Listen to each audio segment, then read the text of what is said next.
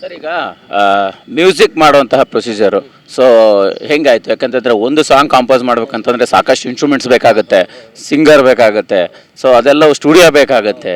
So ಇಲ್ಲಿ A ಐಯಲ್ಲಿ ಆ procedure ಹೆಂಗಾಯ್ತು ಅಂತ? ಆ್ಯಕ್ಚುಲಿ ನಾರ್ಮಲ್ ಮೂವೀಸ್ ಮಾಡ್ಬೇಕಾದ್ರೆ ನಾವು ಮ್ಯೂಸಿಕ್ ಮಾಡಿಸ್ತೀವಿ, ಅದಾದಮೇಲೆ ಸಿಂಗರ್ ಕೂಗ್ಬಿಟ್ಟು ರೆಕಾರ್ಡಿಂಗ್ ಮಾಡಿಸ್ತೀವಿ, ಇದೆಲ್ಲ ಆಗ್ತಾಯಿತ್ತು. ಸೊ ಈಗೇನಾಗಿದೆ, ಒಂದು ಸಾಫ್ಟ್ವೇರಲ್ಲಿ ಎಲ್ಲ ಆಗೋಗುತ್ತೆ, ಈ ಎಕ್ಸೆಪ್ಟ್ ಲಿರಿಕ್ಸ್ ನಾನೇ ಬರ್ದೆ. ಏನಕ್ಕೆ ಅಂದರೆ ನನಗೆ ಚಾಟ್ ಜಿ ಪಿ ಟಿ ಅಷ್ಟು ಚೆನ್ನಾಗಿ ಕೊಡೋದಿಲ್ಲ, ಎಲ್ಲ ತಪ್ಪೇ ಕೊಡೋದು. ಲಿರಿಕ್ಸ್ ಬರೆದು ಒಂದು ಸಾಫ್ಟ್ವೇರಲ್ಲಿ ಹಾಕಿದ ತಕ್ಷಣ ಅದು ನನಗೆ ಮ್ಯೂಸಿಕ್ ಜನರೇಟ್ ಮಾಡಿಕೊಡುತ್ತೆ. ಒಂದು 20-30 ಇಲ್ಲ ಒಂದು 50 ಸಾಂಗ್ ಬಂದಮೇಲೆ ನನಗೊಂದು ಸಾಂಗ್ ಸೆಲೆಕ್ಷನ್ ಆಗುತ್ತೆ. ಓಕೆ, ಇದು ಚೆನ್ನಾಗಿದೆ ಅಂದರೆ ಅದು ಗ್ರಾಮರ್ ಮಿಸ್ಟೇಕು, ತಪ್ಪು ಅಂದರೆ ಇದು ಏನೋ ಹಾಡಬೇಕಾದ್ರೆ ಎಲ್ಲ ತೊದಲೋದು ಅದೆಲ್ಲ ಮಾಡುತ್ತೆ ಅದು.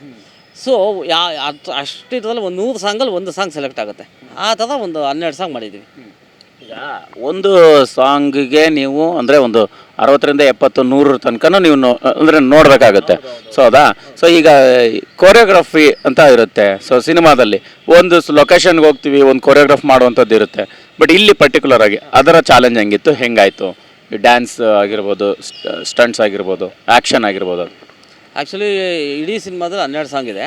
ಅದರಲ್ಲಿ ಕೊರಿಯೋಗ್ರಫಿ ಅಂದರೆ ಇಡೀ ಎಲ್ಲ ಸಾಂಗಲ್ಲೂ ಒಂದು ಮಾಂಟೇಜಸಲ್ಲಿ ಬರುತ್ತೆ, ಇನ್ನೊಂದು ಜಸ್ಟ್ ಲಿಪ್ ಮೂಮೆಂಟಲ್ಲಿ ಬರುತ್ತೆ. ಈ ಥರ ಎಲ್ಲ ಒಂದಷ್ಟು ಡ್ಯಾನ್ಸ್ ಸೀಕ್ವೆನ್ಸು ಒಂದು ಅಲ್ಲಲ್ಲಿ ಇನ್ಕ್ಲೂಡ್ ಮಾಡಿದ್ದೀವಿ. ಚಿಕ್ಕದಾಗಿ ಈಗಿರುವಂಥ ಟೆಕ್ನಾಲಜಿಯಲ್ಲಿ ಚಿಕ್ಕದಾಗಿ ನಾವು ಮಾಡ್ಕೊಂಡು ಹೋಗ್ಬೋದು.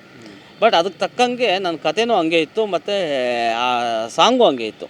ಅದಕ್ಕೆ ಯಾವ ಥರ ಪಿಕ್ಚರೈಸೇಷನ್ ಬೇಕೋ ಆ ಥರ ಮಾಡಿದ್ವಿ. ಸರ್ ಈಗ ಹೀರೋ ಹೀರೋಯಿನ್ನು ಕತೆ ಸ್ಕ್ರೀನ್ ಪ್ಲೇ ಅಂತ ಒಂದು ಫಾರ್ಮ್ಯಾಟ್ ಇತ್ತು.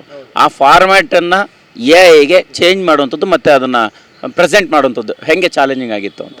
ಅದೇ ನೀವು ನೋಡಿದ್ರಲ್ಲ ಟೀಸರ್, ಅದೊಂದು ಇಂಟ್ರಡಕ್ಷನ್ ಟೀಸರ್ ಬಿಟ್ಟಿದ್ನಲ್ಲ, ಏನಂದ್ರೆ ಇವಾಗ ನೋಡಿ ಅಂದರೆ ಅದು ಏನೋ ಇವಾಗ ಒಬ್ಬೊಬ್ಬ ದೊಡ್ಡ ದೊಡ್ಡ ಆರ್ಟಿಸ್ಟ್ ಸಿನಿಮಾಗಳನ್ನ ನಾವು ನೋಡೋದಕ್ಕೆ 4-5 ವರ್ಷ ಕಾಯಬೇಕಾ? ನಾವು ಅದರಿಂದ ಏನಾಯಿತು, ಆ್ಯಕ್ಚುಲಿ ಏನಾಗುತ್ತೆ ಅಂದರೆ ಇವಾಗ 4-5 ವರ್ಷ ಕಾದು ನಾವು ಸಿನಿಮಾ ನೋಡೋ ಬದಲು ನೋಡೋ ರೂಢಿ ಇದೆಯಲ್ವ, ಅದು ನಿಂತೋಗ್ಬಿಡುತ್ತೆ. ಜನ ಇವಾಗ ಥಿಯೇಟ್ರಿಗೆ ಬರ್ತಾಯಿಲ್ಲ ಅಂತಾರೆ. ಕಾರಣ ಏನು? ಒಂದು ಒಳ್ಳೆಯ ಸಿನಿಮಾ ಬರ್ತಾಯಿಲ್ಲ ಅಂತಾರೆ, ಅದು ಇದು ಈ ಫುಲ್ ಗೊಂದಲಗಳು ಇದೆಲ್ಲ, ಆಯಿತಾ? ಸೊ ಅದನ್ನೆಲ್ಲ ಯೋಚನೆ ಮಾಡಿಬಿಟ್ಟು ನಾನು ಮಾಡಿದೆ, ಓಕೆ ಆರ್ಟಿಸ್ಟ್ಗಳೇ ಬೇಡ, ಆಯಿತಾ? ಅಂದರೆ ಪಾಪ ಎಷ್ಟೊಂದು ಜನ ಹೊಸ ಆರ್ಟಿಸ್ಟ್ಗಳು ಬರಬೇಕು ಅಂತ ಹೇಳಿದ್ರೆ ಅದಕ್ಕೆಲ್ಲ ಬೇರೆ ಪ್ಲ್ಯಾಟ್ಫಾರ್ಮ್ ಇರುತ್ತೆ, ಅಂದರೆ ಆ ಸಿನಿಮಾಗಳಲ್ಲಿ ಇನ್ಕ್ಲೂಡ್ ಆಗುತ್ತೆ. ಆದರೆ ಆರ್ಟಿಸ್ಟ್ಗಳೇ ಬೇಡ, ಓಕೆ ಫಸ್ಟ್ ಇದು ಒಂದು ಟ್ರೈ ಮಾಡೋಣ ಅಂತ ನಾವು ಮಾಡಿದ್ದು ಅಷ್ಟೇ. ಓಕೆ, ಈಗ ಒಬ್ಬ ಟೆಕ್ನಿಕಲ್ ಇಂಜಿನಿಯರ್ ಆಗಿ ಸೊ ಈ ಎ ಐನ ಈ ಸೆನ್ಸಾರಿಗೆ ಕೊಡುವಂಥ ಸಂದರ್ಭ ಆಗಿರ್ಬೋದು, ಮತ್ತು ಅದನ್ನು ಥಿಯೇಟ್ರಿಗೆ ಪ್ರೆಸೆಂಟ್ ಮಾಡುವಂಥ ಸಂದರ್ಭ ಆಗಿರ್ಬೋದು, ಅದು ಹೆಂಗಿದೆ, ಹೆಂಗೆ ಪ್ಲ್ಯಾನ್ ಆಗ್ತಿದೆ ಅಂತ? ಆ್ಯಕ್ಚುಲಿ ಸೆನ್ಸಾರ್ಗೆ ಹೋಗ್ಬೇಕಾದ್ರೆ ಭಯ ಆಯ್ತು ನಮಗೆ. ಇದು ಇದು ಆ್ಯನಿಮೇಟೆಡೂ ಅಲ್ಲ, ಆಯಿತಾ? ಈ ಕಡೆ ಕಾರ್ಟೂನ್ ಮೂವಿನೂ ಅಲ್ಲ, ಈ ಕಡೆ ಲೈವಾಗಿ ಶೂಟ್ ಮಾಡುವಂಥ ಮೂವಿನೂ ಅಲ್ಲ. ಓಕೆ, ಇದನ್ನ ಯಾವ ಥರ ನಾವು ಪ್ರೆಸೆಂಟ್ ಮಾಡ್ಬೋದು ಅಂತ ಇಡೀ ಸಿನಿಮಾ ನೋಡಿದಾಗ ನಿಮಗೆ ಲೈವಾಗಿ ಕಾಣಿಸುತ್ತೆ. ನಿಮಗೆಲ್ಲೂ ಅನಿಮೇಟೆಡು ಅಥವಾ ಕಾರ್ಟೂನ್ ಥರ ಅದು ಇದು ಏನೂ ಕಾಣಿಸೋದಿಲ್ಲ. ಸೊ ಅಲ್ಲಿ ಓಪನಾಗಿ ಹೇಳೋಣ, ಎಲ್ಲಿ ಮಾಡಿರೋದು ಇದು, ಇಡೀ ಸಿನಿಮಾ ಎಲ್ಲಿ ಮಾಡಿರೋದು, ಆರ್ಟಿಸ್ಟ್ಗಳು ಯಾರೂ ಇಲ್ಲ, ಟೆಕ್ನಿಕಲ್ ಕೂಡ ಇರೋದು ಇಬ್ಬರೇ, ಆಯಿತಾ? ಇಡೀ ಸಿನಿಮಾ ಕಂಪ್ಲೀಟ್ ಆಗಿದೆ ಅಂತ ಅಪ್ಲೈ ಮಾಡಿದ್ವಿ.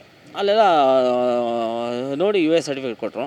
ಅದಾದಮೇಲೆ ಇನ್ನು ಥಿಯೇಟ್ರಿಗೆ ರಿಲೀಸು ನಾವು ಅಂದ್ಕೊಂಡಿರೋದು, ನಾವು ಮೊದಲಿಂದನೂ ಅಷ್ಟೇ, ಒಂದು ಸಿನಿಮಾ ಮಾಡ್ತಾಯಿದ್ದೀವಿ, ಇಲ್ಲಿ ಏನಾಗುತ್ತೆ ಗೊತ್ತಿಲ್ಲ, ಒಂದು ಒರಾಯನ್ ಮಾಲಲ್ಲಿ ಒಂದು ಸ್ಕ್ರೀನಲ್ಲಿ ಮಾತ್ರ ಬೇಡ ಸಾಕು, ಈ ಜನಕ್ಕೆ ಇಷ್ಟ ಆದರೆ ಬರ್ತಾರೆ. ಇವಾಗ ಹೆಂಗಿರೋದು, ಜನ ಬರಲ್ಲ ಅಂತಾರಲ್ಲ, ಅಟ್ಲೀಸ್ಟ್ ನಮ್ಮ ಖುಷಿಗಾದ್ರೂ ಒಂದು ಬೇಡ, ಜನಕ್ಕೆ ಇಷ್ಟ ಆದರೆ ಬಂದೇ ಬರ್ತವೆ. ನಂಬರ್ ಆಫ್ ಸ್ಕ್ರೀನ್ ಜಾಸ್ತಿ ಆಗ್ಬೋದು, ಗೊತ್ತಿಲ್ಲ.